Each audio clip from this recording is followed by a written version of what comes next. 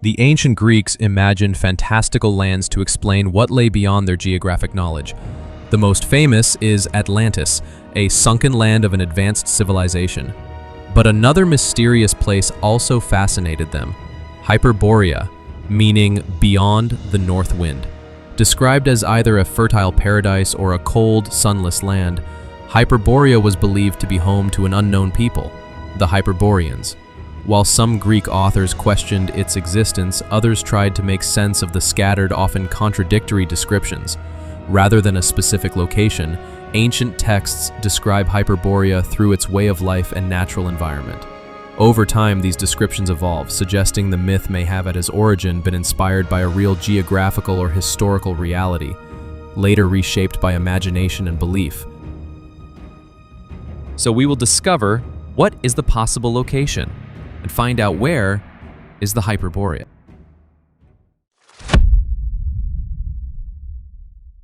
Before we can seriously explore the myth of the Hyperboreans, it is essential first to determine the location of Boreas, the North Wind, who is often depicted as a divine figure in Greek mythology. According to ancient sources, from Hesiod to the Hellenistic period, the Hyperboreans were believed to live beyond the reach of Boreas. Authors such as Pindar and Herodotus from the classical period, as well as Strabo and Claudius Ptolemy from the Hellenistic period, referred to this legendary land. As a starting point, we must therefore establish the geographical origin of Boreas.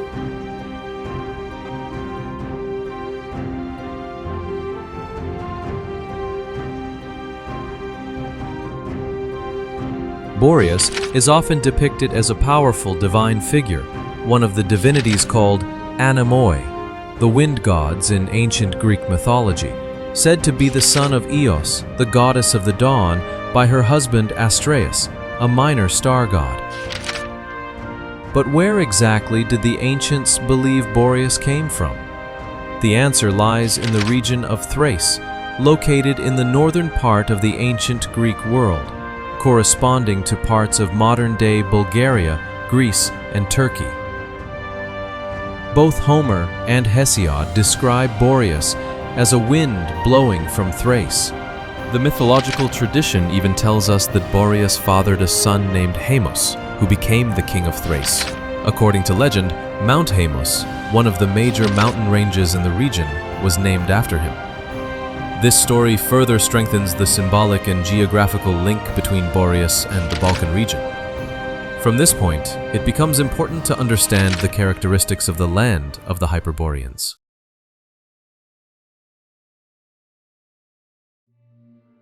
Since Boreas, the north wind, was imagined by the ancients as coming from Thrace, it makes sense to place the Hyperboreans somewhere north of the Balkans. That narrows down the possible locations to the northernmost regions of Europe. Furthermore, we can establish that there are three main theories about where Hyperborea might have been. The first places it in the British Isles, stretching as far as Iceland. The second locates it somewhere in Central Europe. The third links it to the vast northern plains of European Russia and Ukraine. But trying to pin Hyperborea to a real place has its limits. Focusing too much on imaginary elements, or giving too much weight to theories claiming Hyperborea was a concrete historical reality, does little to advance serious research. The point is to find the possible inspiration of the myth, not to prove that Hyperborea existed. The Hyperboreans were, for most authors, a blessed people close to Apollo. But a coherent demarcation of this people territory is not present in the ancient sources. At least we possess certain characteristics that helps rule out some of the later, less consistent theories from Greek authors who placed Hyperborea in geographically incoherent zones. During the classical period, several Greek authors, notably Herodotus and Pindar, speak of the Hyperboreans more clearly. They help solidify the core elements of the myth. The mysterious Rhipaean mountains are the first element of the myth. The Hyperboreans lived around the river that originated from those mountains, but there's a catch. No one could agree where these mountains were. Some placed them in the Alps, others pointed to a region that could be the Valdai Hills in modern Russia. Others even removed completely the references to the river and the mountains. From here, we move to one of the most debated traditions, the idea that Hyperborea was located in the British Isles, or even Iceland. It's a controversial theory, mainly because it abandons some of the myth's core features, like the river and the mountains. Still, this northern location isn't just speculation. It's clearly proposed by two Hellenistic authors, which gives it a degree of legitimacy within the framework of ancient representations. Diodorus of Sicily, writing in the 1st century BCE, who sticks to the classic vision of an idealized Hyperborea. Another author is Claudius Ptolemy, a geographer from the 2nd century CE, who's more realistic and detached from the myth. The two propose different localizations for the region inhabited by the Hyperboreans. Diodorus Siculus describes the Hyperboreans as living on an island north of Gaul, deeply connected to Apollo, leading a peaceful, joyful life in a landscape reminiscent of the Elysian fields. But this raises a problem. The British climate, even in antiquity, was humid, unstable, and heavily forested. It doesn't match the mythic paradise described. Even if conditions were slightly milder then, they were far from idyllic. Claudius Ptolemy, on the other hand, places Hyperborea beyond the British Isles, after a land past the northern coast of Europe, inhabited by Celtic British peoples. His account is grounded in identifiable ethnographic references. After that region, Ptolemy mentions something unique in ancient literature, the Hyperborean Ocean. He's the only writer to use the term Hyperborean for a non-terrestrial geographical feature. If we follow his logic, and this ocean lies north of Britain, then Iceland becomes a plausible candidate. Its location matches the ancient island of Thule, traditionally placed in this very sea. Iceland's extreme climate and isolation could explain the image of a fog-shrouded, remote, and mysterious world. This geographic tradition, linking Hyperborea to the British Isles and Iceland, stands apart. It doesn't include the classical features of the myth. No Rhipian mountains, no sacred river. Its location is also unique among ancient sources. And yet, its appearance makes sense when seen in context. As Greek geographic knowledge expanded, so did the edges of the known world. According to scholar Asen, this expansion pushed mythical places like Hyperborea further outward. In a mythic cartography, the land of eternal peace must always lie just beyond the latest frontier. So while this version diverges from the canonical stories, it reflects the evolving imagination of the Greeks, adapting old myths to new maps. Still, because it lacks the core elements of the original legend, it's reasonable to conclude that the British Isles and Iceland were not the true source of the Hyperborean myth.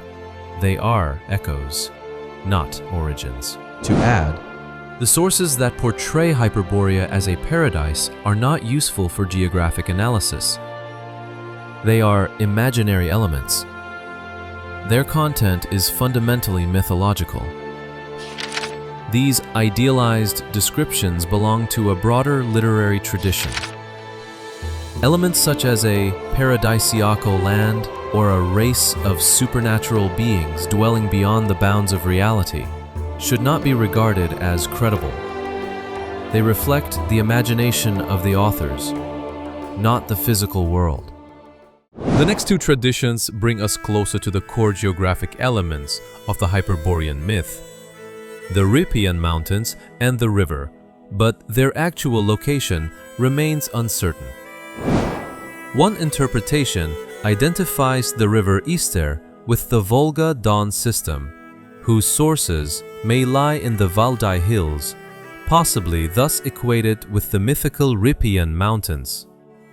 Another tradition places the Rhipian Mountains in Central Europe, identifying the Easter with the Danube, whose source is in the Black Forest, in what is now southwestern Germany.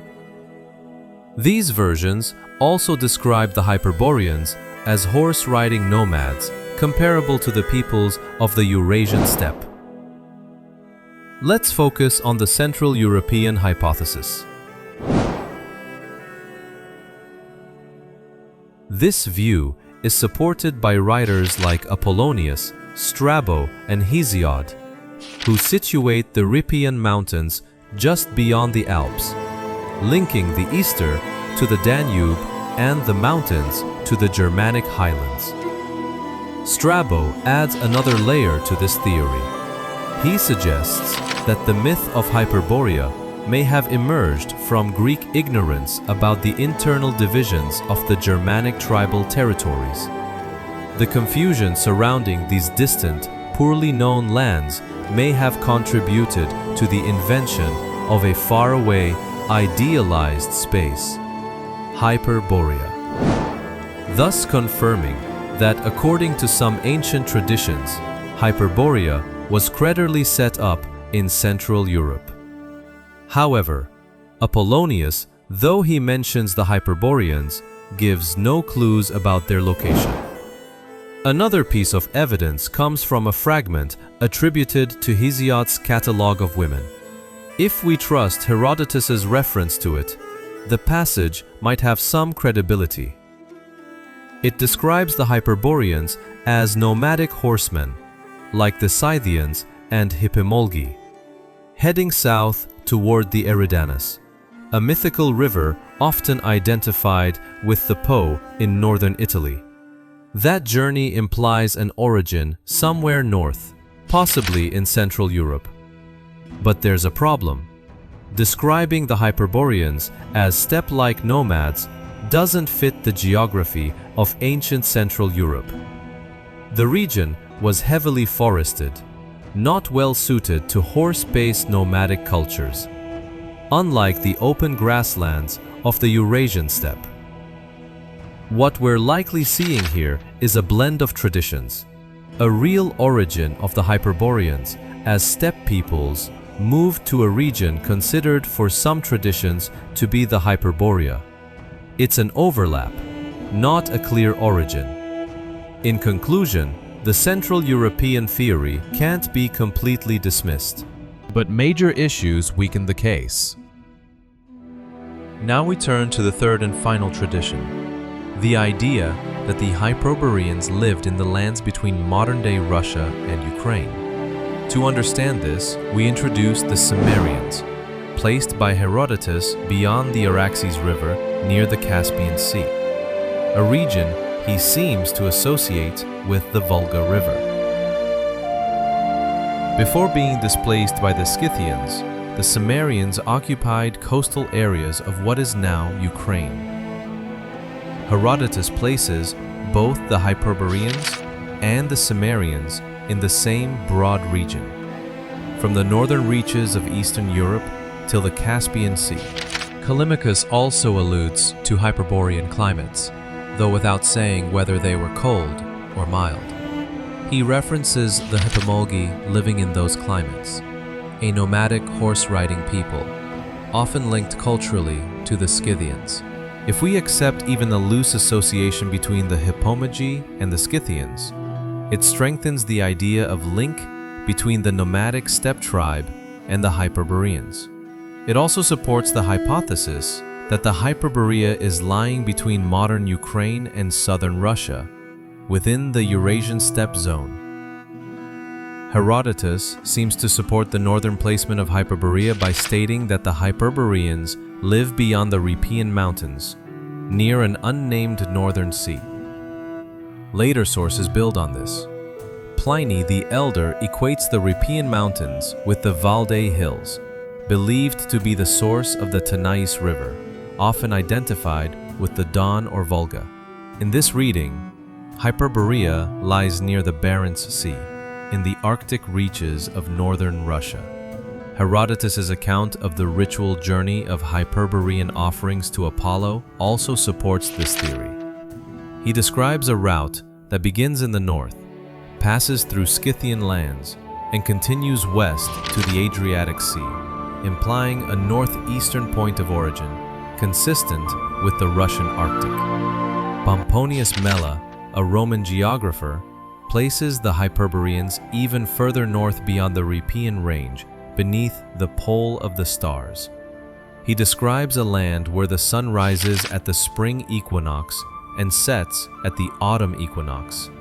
6 months of daylight, 6 months of night, a hallmark of the Arctic Circle. Pliny the Elder echoes these descriptions, placing the Hyperboreans beyond the Rhepaean mountains in a land with these same astronomical conditions.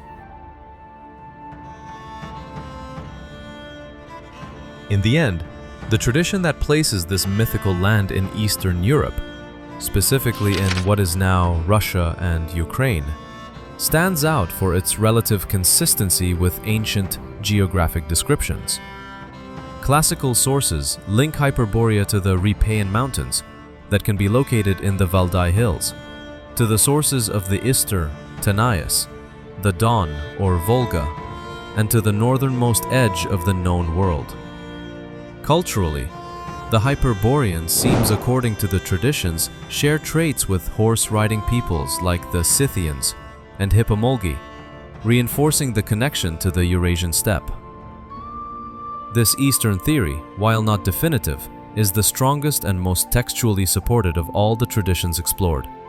It rests on a more coherent foundation of ancient writings, even as it reflects the interpretive nature of myth, shaped by both imagination and geography.